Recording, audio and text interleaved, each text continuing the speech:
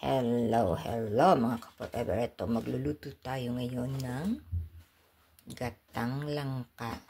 Yes, gatang langka. At syempre, magpiprito ako ng dilis na hubad pang mix sa ating gatang langka. Hindi ko imimix siya sa gatang langka. Gusto ko yung parang chicharon siya. Ayan. Papainit na tayo ng ating mantika. Init-init na siguro. Try natin. Di pa masyado.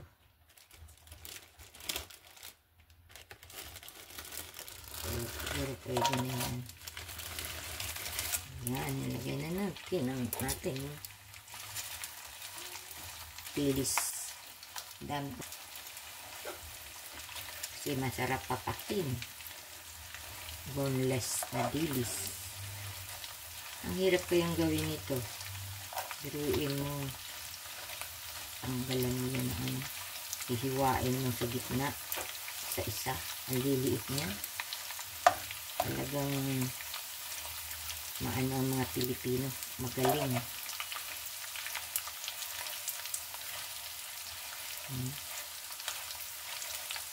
Ang sarap nito. Parang chicharon.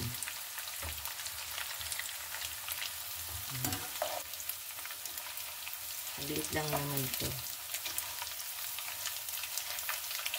Low heat ang ginawa ko para hindi siya masunog.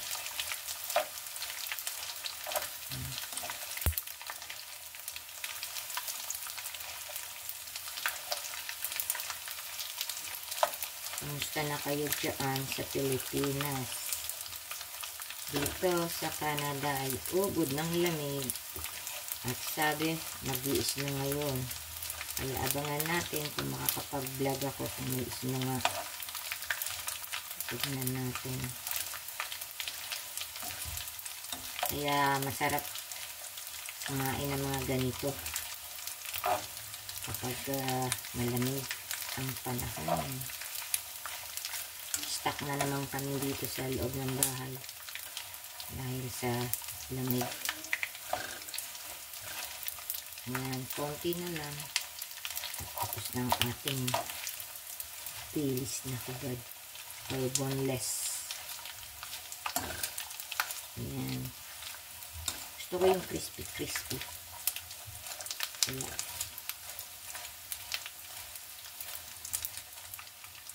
Ayan, luto ng ating boneless na dilis. Ang sarap niyan. Very crunchy. Ngayon, magluluto tayo ng ating gatang langka.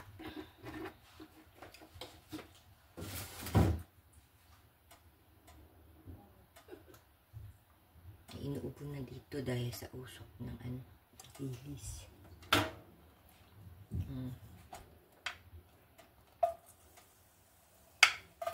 Ayan. Satay tayo ng bawang. Unahin natin ng bawang. Ayan ang mga ingredients natin. Very simple lang. Wala siyang sahog.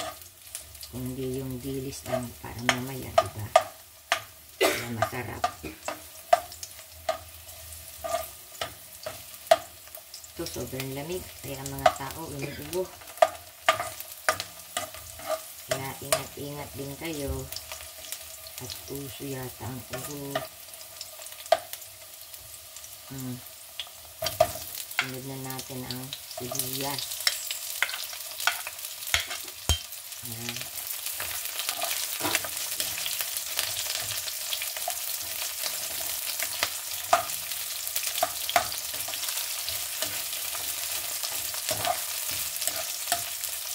Saglit lang ito. Dahil wala nga tayong sahog. Kaya saglit lang kung ating gatang langka. Talagang gatang langka lang. Walang sahog ng mga crab o ano man. Parang gulay na gulay lang. At ang ating yung ating boneless na dilis.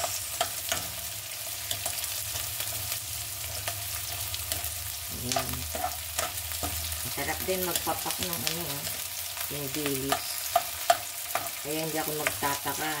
Yung mga nagiinuman. Alam niyo na. Yan ang paborito. At ilagay na natin ang ating langka. Konting saute lang. At ilalagay na natin ang ating gata. Ayan. Saute lang ng konti.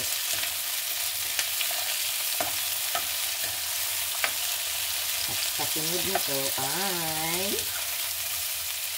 gata. Ang gata dito na ginagamit natin ay sa lata. Mas nasanay akong sa lata. Para sa akin, mas malinamnam. Walang halong water. Ano lang talaga. Gatang-gata lang. Ayan. See? Then, takban na natin.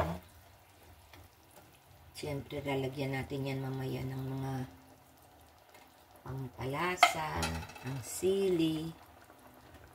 Yung hindi maanghang. Ayaw ni Vilma ng maanghang siya. Kahit ako naman, okay lang yung tamang anghang. Ayan, lagyan natin ng konting, siyempre, magic syrup. Konting pepper. Konti lang. Ayaw pa nga lumabas eh. Parang takot yung aking ano. Ay! Ayan. At saka mamaya na natin lalagyan ng konting salt. Pag yung maiga-iga na. At habang ako'y nagluluto, ayun, bumaksak na ang snow. Nag-i-stow na rito sa Vancouver. Kaya hayaan muna natin para lumambot lang ang ating langka. Ikot nang maluto at malapot na ang ating gata. Ngayon lalagyan ko na ng sili. Sa dalawa muna, tikman natin ang lasa. Kasi ayaw nga namin ng sobrang anghang. Ayan yun ah. Ayan, dagdagan pa natin ng isa. Parang lasang lasa. Ayan na oh, malapot na. Pwede nang hanguin mo to. Konting-konti na lang. Kaya stove. Siyempre, lasahan. Ito na rin dahil kami naman nakakain.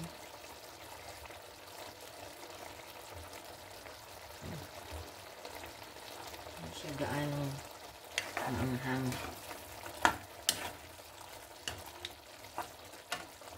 Kasi nga si Vilma ayaw ng maanghang.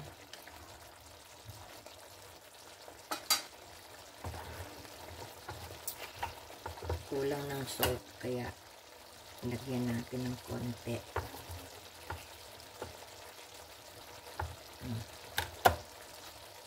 Siyempre, tikim-tikim lang.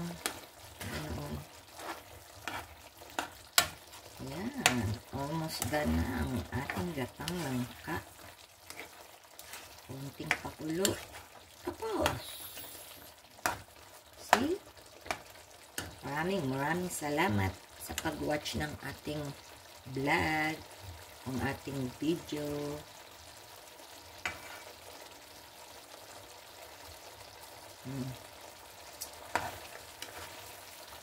Tamang-tama. Hindi siya maanghang na maanghang. Ayan. Tingnan natin ang ating gatang langka.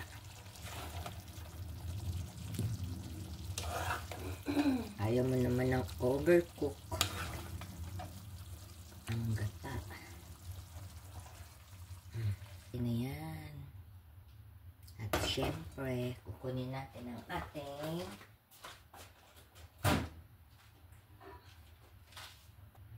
dilis na hubad at gatang langka. Solve na ang aming pangtanghalian. Love you guys forever. Gatang langka at ang ating dilis na hubad. So yummy. Wow. Very, very yummy na naman ang aming tanghalian. Thank you guys. Forever love you guys. Bye-bye.